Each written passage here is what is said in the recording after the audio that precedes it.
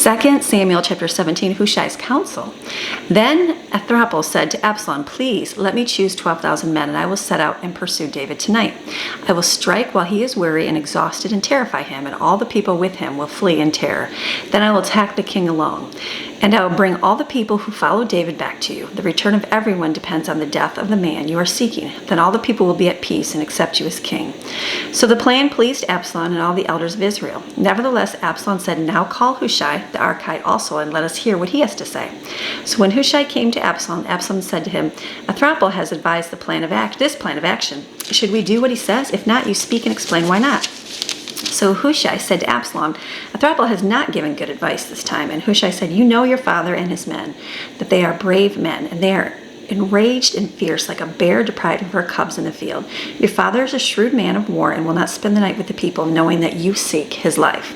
Behold, he has hidden himself even now in one of the ravines or in another place. And when some of your troops fall at the first attack, whoever hears about it will say there has been a defeat among the people who follow Absalom.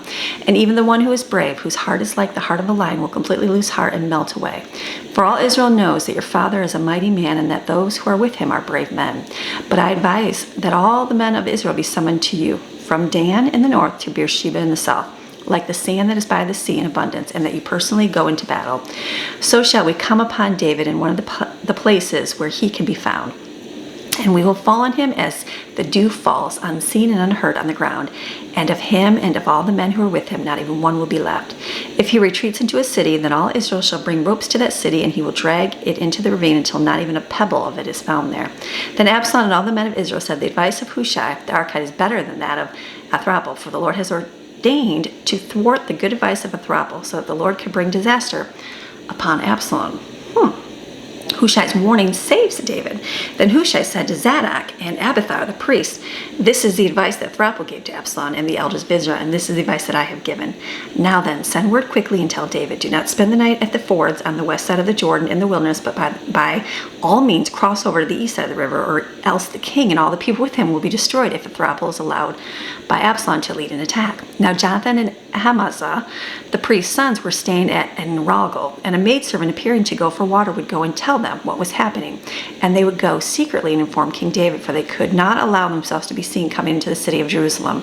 But a boy saw them and told Absalom, so the two of them left quickly and came to the house of a man in Bahurim, who had a well in his courtyard, and with his permission they went down into it.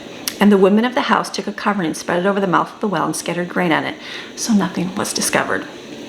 Then Absalom's servants came to the woman at the house and asked, "Where are Hamaz and Jonathan?" And the woman said to them, "They have crossed over the brook." When they searched and could not find them, they returned to Jerusalem. After they left, Jonathan and Hamaz came up out of the well and went and informed King David and said to David, "Arise and cross over the Jordan River quickly, for Athropel has advised an attack against you." Then David and all the people who were with him departed and crossed over the Jordan. By daybreak, not even one was left who had not crossed the Jordan. Now when Athropel saw that his advice had not been followed, he saddled his donkey and set out and went to his home in the city. Then he put his household in order and hanged himself. So he died and was buried in the tomb of his father. Then David came to Mahanaim, and Absalom crossed over the Jordan, he and all the men of Israel with him. Absalom put Amasa in command of the army instead of Joab. Now Amasa was the son of a man named Ithra, the Israelite, who had married Abigail, the daughter of Nahash, the half-sister of David and the sister of Zeruiah, Joab's mother. So Israel and Absalom camped in the land of Gilead. When David came to Mahanaim, Shobi, the son of Nahash, from Rabbah of the Ammonites, and Machir, the son of Amiel from Lodabar, and there was another one, a Gileadite. They brought beds, base, and pottery, wheat, barley, flour, roasted grain, broad beans, lentils, and other roasted grain, honey, cream, sheep, and cheese of the herd for David and the people who were with him to eat. For they said, "The people are hungry and weary and thirsty in the wilderness." So crazy. Interesting stuff, right? That the desperation of someone, how he hung himself. That's just, that's sad, very sad. You lose that hope if you don't have that hope in Jesus and you put your hope on other things in the world. You don't want to do that. God has a plan for you, and if you just keep getting up every single day, pushing through as best you can, you're going to make it. I promise. All right, I'll see you tomorrow.